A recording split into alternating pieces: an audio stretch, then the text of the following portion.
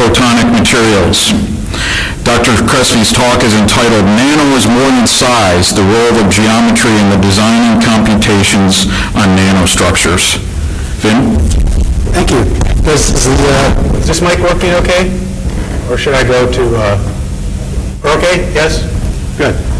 Okay, actually I changed the title. I was thinking this morning of a more fun title. So this is my new title.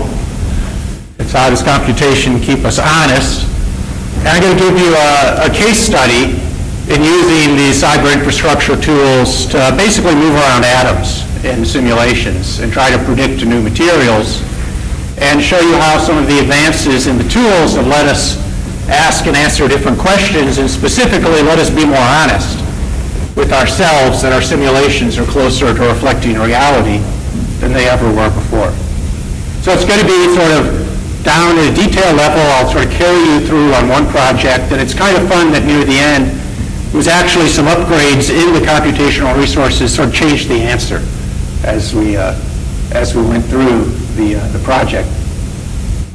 This is where I'm going to start. So that's the periodic table, very familiar to folks. And I don't know, maybe we had some questions earlier. I'll ask some questions. If you look at this part of the periodic table, you want to characterize the properties of the elements that show up there in just a couple words. What would you say? Sort of this big left half of the periodic table. Metals. Okay. Now what if I go over here to this part? What would you say? Gases, certainly not metals, right? Insulators is what they would be. So I want to talk about an idea that we tried to flesh out using computation to see whether or not it would work to make these guys metals. Some of them, one of them, a couple of them. And also magnetic. Another thing you wouldn't expect to see over there. So how can we use computation to do that? To try to convince people you might be able to do that. So if start from an idea. So that simulation of the brain we saw earlier, we're going to use the actual wetware brain here to try to generate an idea. And we want to get an old-fashioned atom to act in a new way. We have, we can't use a new atom. We got to use an atom that we have. These are the old-fashioned ways, sort of the typical ways we're used to thinking about atoms bonding to each other. And what we want to do is look at what's missing from this picture, which is the space in which they're interacting, which you normally don't even think about because it's just vacuum. It's not constraining the system at all. It's not preventing anything from happening. So usually you don't even think of it as being there. But we thought, well, what if we use old-fashioned atoms, old-fashioned kinds of bonding, but we change the space that they interact in? What do I mean by that? Well, I can't not be in, ultimately, the system sitting in a vacuum. But what I can do is I can constrain it. I can put a barrier in there. So the idea is I'm going to take two atoms, very familiar. One of them is going to be a halogen atom from that upper corner of the periodic table. In fact, I'm going to mix it with an alkali. So I should be making table salt, which is very useful for a day like today with the weather, but not very conductive as a metal. What I'm going to do is I'm going to make table salt spanning on either side of a very, very thin barrier. When I say I'm going to do it, I'm going to do it in computation. No one's done this experiment yet. I'm going to be out ahead of experiment in doing this computation.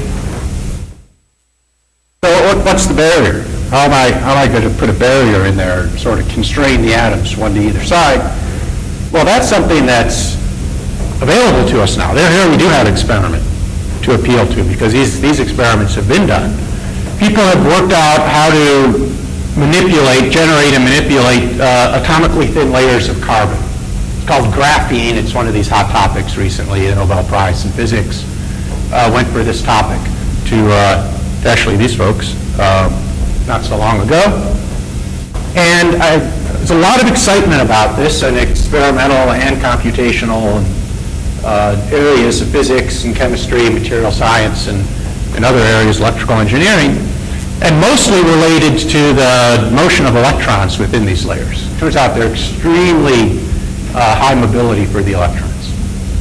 That's where most of the attention is, so we're actually going to look at other properties of the system. It's not where most people are looking. We're going to think of this as just a very, very thin, atomically thin barrier, And think of it as part of the vacuum. In our computations, we're going to think of that layer of carbon atoms not as the system we're looking at, but as the background within which our system lives. It's the geometrical barrier that keeps half the atoms on top and half the atoms on the bottom as we do our simulations. Now, as I said, we want to keep honest. So one thing we want to do is just keep in mind, could an experiment actually be done along the lines of our simulations I'm going to talk about? And the answer to that is yes. In fact, people are pretty close to it right now. We're imagining an experiment where there's a substrate, someone put a hole in it, that's not so hard. Put one of these barriers over the hole, they've actually done that. That's been done experimentally. What hasn't been done is releasing one kind of atom above and one below. No one's experimentally thought of trying that, and there's hasn't been evidence yet from simulations of whether it would be interesting. So let's start off with a dishonest calculation. This is the only kind you could have done 5 or 10 years ago, back when the computing power was weaker. So here's my dishonest calculations. This is the barrier layer. These are the two kinds of atoms. And I'm just rotating it so you get a sense of how it looks in 3D, and we'll end up with an edge-on look. What is the character of the computation? Well, this barrier layer is really infinitely big. I didn't show the whole thing, but it's infinitely big. And we have a periodic array of atoms on the top and a periodic array of atoms on the bottom. It's a quantum mechanical calculation. The term is density functional theory, if you're familiar with it. The limitation is the system has to be periodic. This is the repeat unit right here. We take this unit of about 10 atoms and we repeat it over and over again, actually in 2 dimensions, to make that layer. And at the time, maybe 10 years ago, this was the limitation of how big a system we could analyze, how many atoms we could put in the repeat unit. That basically determines how hard it is to do the simulation. So that's about as big as a repeat unit maybe as you could have done 10 years ago. Computers limited. And that, our computational resources are better now, and they can keep us honest, like the traffic cop here can keep us honest, and take us beyond what I would say is the old-fashioned way of doing material simulation, which is toy calculations of specific geometries. You sort of, let me put the atoms in a given set arrangement and just calculate properties without answering the question of, do the atoms want to go in that arrangement?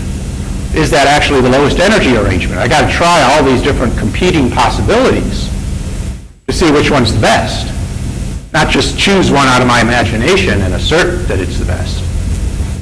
So we got to think what could go wrong, right? You want to be honest, you have to sort of attack your own research and say, is my computation reflective enough of reality?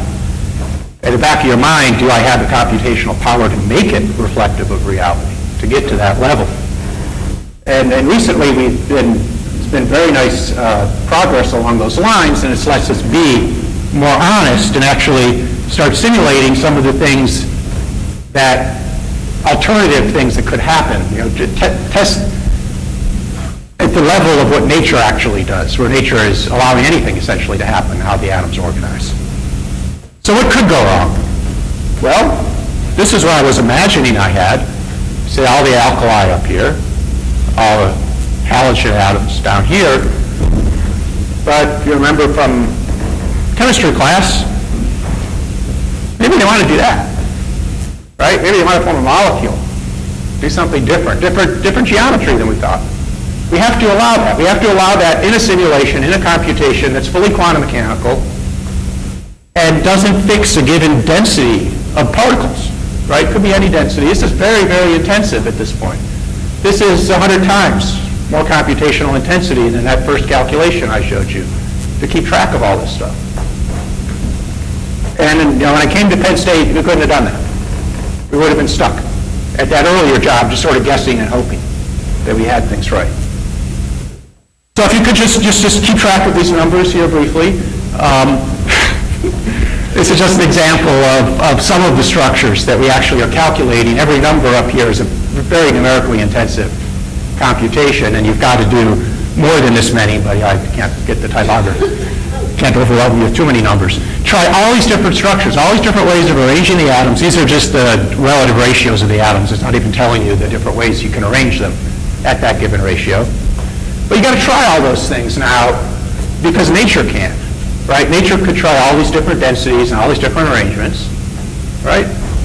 So now we can do this, and there's plenty of other computational folks on campus. Equi, I saw in the audience, is doing similar things with metal alloys.